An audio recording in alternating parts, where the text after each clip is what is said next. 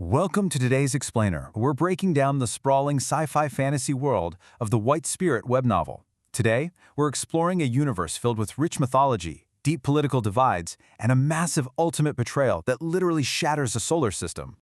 Okay, let's dive right into this epic tale of interstellar war, magic, and betrayal. I want you to imagine a distant solar system where energy isn't derived from suns or fossil fuels, but from a singular, mystical stone. And when that stone goes missing, well, the entire balance of power collapses in an instant. Section 1. The board, Light versus Darkness. To understand the massive stakes here, we really need to look at the stark ideological contrast between the two sides. So on one side, we have the four wealthy planets of light. You've got the planet of fire, closest to the sun, where the famous fire humans manufacture weapons and worship the phoenix. Then there's the planet of light itself, the wealthiest of them all. There's the impoverished planet of sand, where desert tribes worship the flying camel. And my personal favorite, the planet of rain, where an ancient cult believes the world is flat, which, ironically, is actually true on their planet. They worship Onus, the god of water. But beyond their reach lie the three oppressed planets of darkness, the planet of caves, filled with oppressed miners, the planet of wind, birthplace of demonic storms, and finally, the dark energy stronghold of the demon lord, the black hole planet. Right in the middle of all this is the White Spirit. Think of it as the ultimate renewable energy source. Whoever controls this stone controls the destiny of all 7 planets. It doesn't just provide endless power to the solar system, it actually enables easy teleportation between these worlds. Without it, the vastness of space becomes an insurmountable barrier. Section 2. The Players, a Destined Clash. Now, you can't have an interstellar war without soldiers and assassins, right? We've got an incredibly diverse cast playing this cosmic game. Khan is an 18-year-old human swordsman, while Ruby is a 19-year-old demon-human hybrid wielding a chain dagger. We've also got Quartz, a fun-loving 18-year-old royal guard using techniques like blink step, Amarin, a 17-year-old peace-loving demon mage who can summon the 4 elements, and Leon, a resentful semi-aquatic ninja armed with a whole arsenal of deadly tools. Let's look a bit closer at Khan. Our determined hero operates under a completely selfless motivation to defend his home. He's actually the son of the finest carpenter in Barren City, a man who frequently crafts sculptures for the royal palace. Growing up with a carved wooden sword his dad gifted him, Khan's lifelong dream has been to become a legendary warrior. In stark contrast, Ruby's motto, Seize and Conquer, perfectly foreshadows her true intentions. She's actually the demon lord's daughter.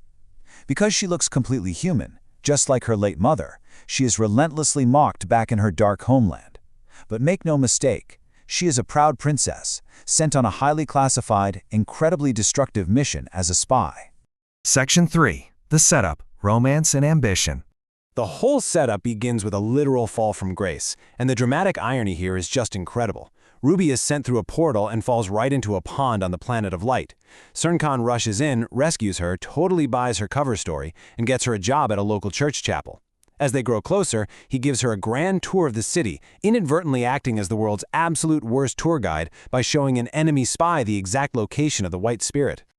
Meanwhile, Khan's rise is meteoric. He enters a grueling multi-night tournament, training intensively under a former deputy commander. He ends up winning, defeating both Leon and Quartz, who then actually become his trusted left and right hands. Thanks to his skills, and partially his father's royal contributions, the king appoints Khan as supreme commander at just 18 years old. Despite massive public concern over his youth, Khan immediately uses his new authority to secure Ruby a cushy job as a palace maid. But there's a huge obstacle for Ruby, the White Protect. This is a high-density electromagnetic shield guarding the spirit, and it's absolutely impenetrable from the outside. Weapons, magic, even small animals are instantly repelled. Ruby quickly realizes she can't pull this off alone. Section 4. The Heist, the Ultimate Betrayal. Let's break down exactly how they pull off this flawless heist. Ruby contacts her father, and the demon lord deploys Amarin, who systematically deactivates the White Protect shield from the outside. Meanwhile, inside the palace, Ruby uses her new maid status to serve drugged food to the guards. Once they drop, she snatches the White Spirit right into a magic bag. But right on her way out, Khan walks in. Caught red-handed, a tearful Ruby offers one final heartbreaking apology. I have no choice. I am the princess of the black hole. She blinds him with a dark mist spell and escapes through a portal Amarin opened. Enraged and totally heartbroken, Serendikon is left behind as his entire planet plunges into absolute darkness. By the next morning, Ruby is branded the galaxy's second most wanted criminal.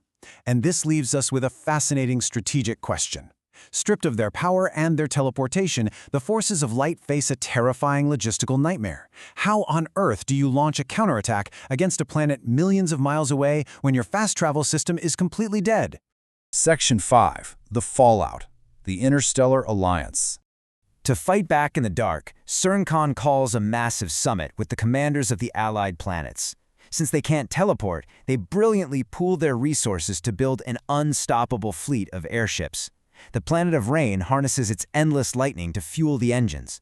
The planet of fire brings in their blacksmiths to forge heavy military weaponry.